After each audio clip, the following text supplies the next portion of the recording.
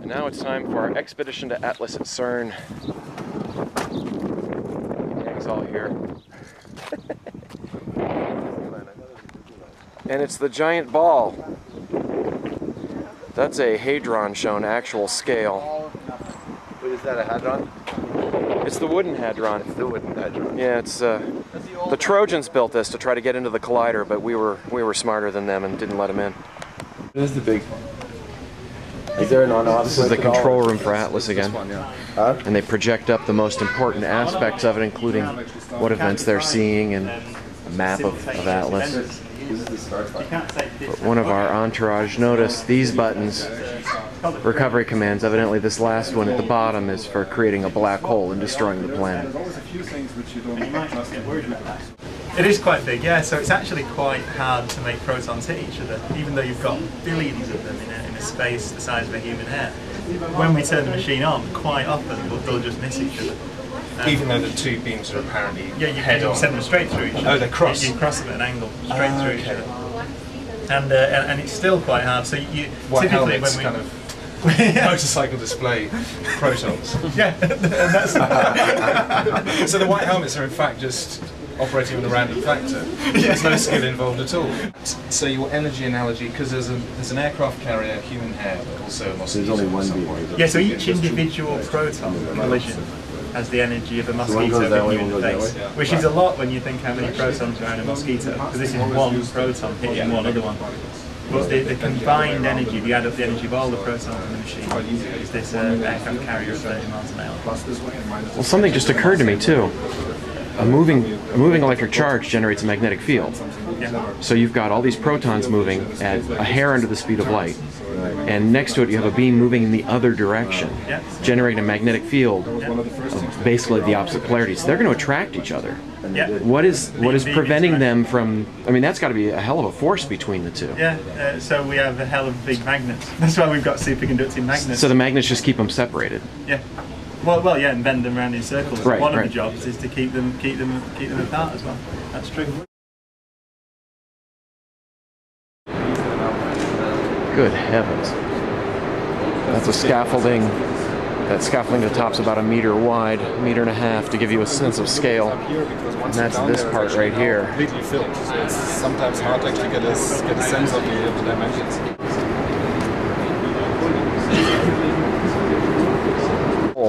So this is the access shaft, because everything, of course, is going to be built on it. The access shaft.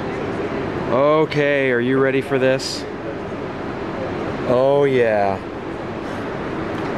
That is a long way down. Oh God. So this door leads to the Atlas Cavern, where the single largest scientific experiment in the world is being held. That's big.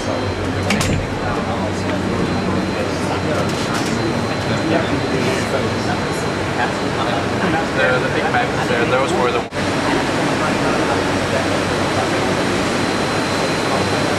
The sense of scale here is very difficult. But this pipe right here, with the orange banding on it, looks to be about 1.5 meters across in width. And so you can see there the handrails, people could walk there. And so the room we're in is probably about, looks about 40 meters across maybe. It's just absolutely huge. Oh, and there's one of the, that's the pipes, one of the pipes that we were just looking down a moment ago.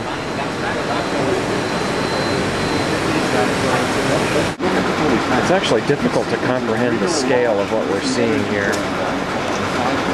But this is tens of meters high. These are all detectors around the central beam of protons, which is going through that magnificent structure in the middle there. And again, there's one of the holes that we were looking down. You can barely see it. But these are all detectors for detecting the shrapnel from the proton beam collisions that are going to happen inside of the tube. Yeah. How often can you say that? We could make severe... So we're now deep in the bowels of the Earth, 100 meters down, on the other side of the ring from Atlas, and here is CMS.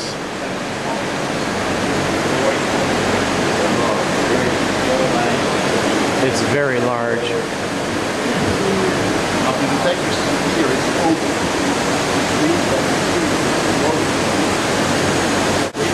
And what Brian told me is that the red parts there are iron, because CMS is basically a standard solenoidal magnet.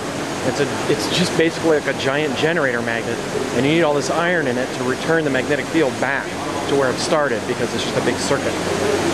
And in between those are the detectors, the steel parts, the shiny parts, that actually detect the muons. The muons are subatomic particles that are created when protons slam into each other. Now we see this all the time, actually. Muons are created when cosmic rays slam into the Earth's atmosphere. They create muons which shower down. And muons are incredibly penetrating. They can go right through the ground, right through water. And so this place has to be really heavily shielded, because they're going to be making lots of muons. And that's what they're detecting here. That's what these detectors detect. But this area right here, where CMS is, this giant magnet, it's going to create lots of them, so it has to be tremendously shielded. And I'll get to that just in a sec, but right now, this part here, you can see the spindle. When they're done, when they're done building this, they're going to take that and push it into that hole there, and this will be one giant piece. And the way they push it is that this is on hydraulics. There's that orange section down there. They'll compress air through there, and it'll lift this giant monster thing up, which weighs many, many hundreds of tons. And they'll use a crane to then just gently guide these two pieces together. And just give you an idea of the sense of scale, you know, a normal-sized human standing there could stand on their tiptoes and look into the hole in the center of the spindle there. And this hydraulic piston, which is holding this thing up, that's probably 5 meters long, something like that. Now for shielding, because what's going to happen here is the beam is going to go through a pipe right through the center there, right through that spindle when these things are put together. When the proton beams crash together, which is how the Large Hadron Collider works, these muons are going to go sputtering off, and they need a lot of protection right here. This is where it's the most dangerous. And so they'll be using these giant concrete blocks. These are about 1 by 2 by 3 meters and probably weigh 12 or 15 tons each, something like that. And they'll have lots of these and lots of steel, which will be built up all around here to protect the rest of this area from the muons which go shooting off. That should reduce the radiation quite a bit. And you can see here, this is very cool. These detectors, when they detect muons, they generate electric charge, and that's how they have to get that information out of the detector and into their computers. And there's where the cables come in. You can see all these cables. It's just monster amounts of cables, kilometers and kilometers and kilometers of it, all over this place. And one can imagine they probably kept many cable companies in business just rolling this stuff out, because the scale of this thing is just immense. And in fact, if I pan up, tilt up I mean, you can actually see the hole. This is how far we came down. We're I think 100 meters underground here.